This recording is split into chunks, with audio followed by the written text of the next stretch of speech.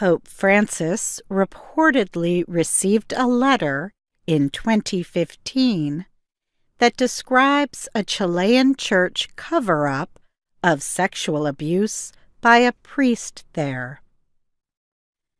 The Pope had said recently that no victims had reported a cover-up. But one victim wrote in an 8-page letter that several clergy members witnessed and tried to hide the abuse, including Juan Barros.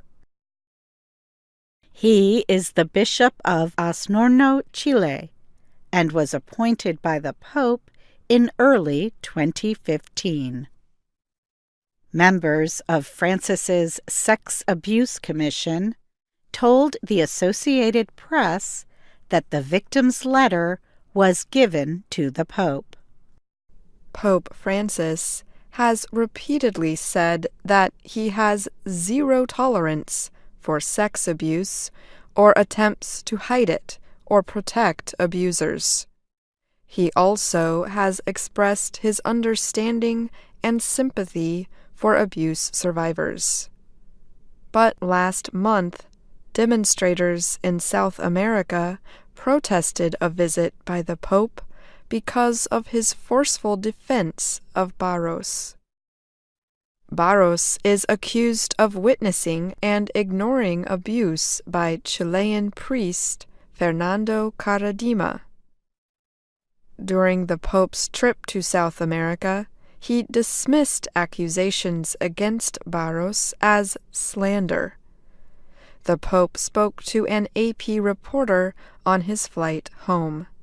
He said, "You, in all goodwill, tell me that there are victims, but I haven't seen any because they haven't come forward." Yet members of the Pope's Commission for the Protection of Minors say the Roman Catholic Church leader did have such information. The team says it sent a delegation to Rome in April 2015 to give the letter about Barros to the Pope. The victim, Juan Carlos Cruz, wrote in the letter that Caradima had repeatedly sexually assaulted him.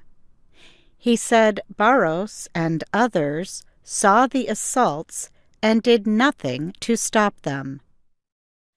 4 members of the commission met with France's top abuse advisor, Cardinal Sean O'Malley. They explained their objections to Francis's appointment of Barros as a bishop in southern Chile.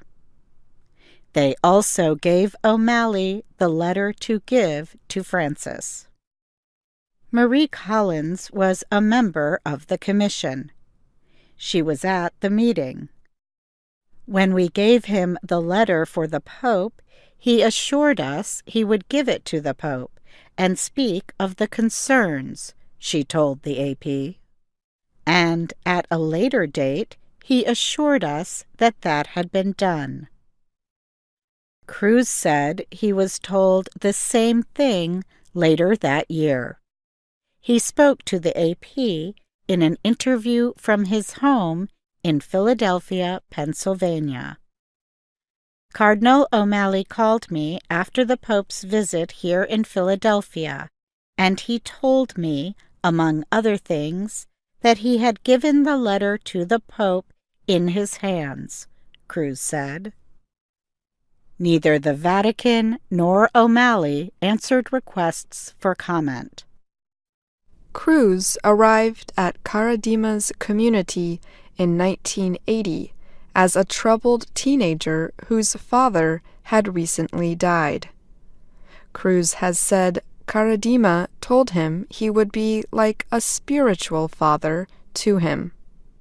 Cruz provided AP reporters with a copy of his letter.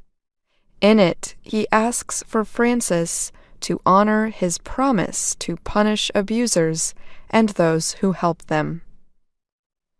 Following testimony from Cruz and other former members of the local church, The Vatican removed Caradima in 2011 from religious leadership and sentenced him to a lifetime of penance and prayer for his crimes.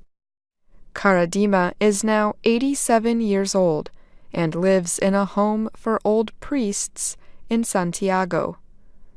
He has not publicly commented on any of the reports and does not accept calls or visits from the news media. Barros has repeatedly denied witnessing any abuse or covering it up. I never knew anything about nor ever imagined the serious abuses which that priest committed against the victims, he told the AP recently. The Vatican announced last week it was sending its most respected sex crimes investigator to take testimony from Cruz and others about Barros.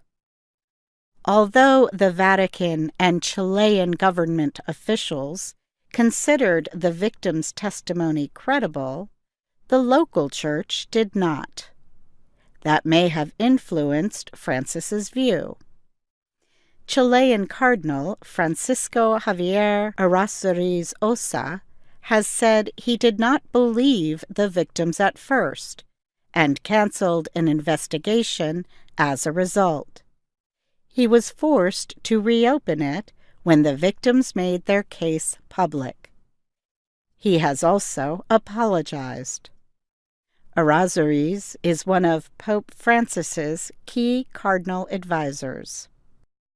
By the time Cruz got his letter to Cardinal O'Malley in 2015, he had already sent versions of it to many other people. He and other survivors had tried for months to get an appointment with the Vatican ambassador to Chile. The embassy sent Cruz a short message in answer to an email he sent December 7, 2014, 1 month before Barros was appointed bishop. It said, "Your request has been met with an unfavorable response." I'm Caty Weaver. And I'm Ashley Thompson.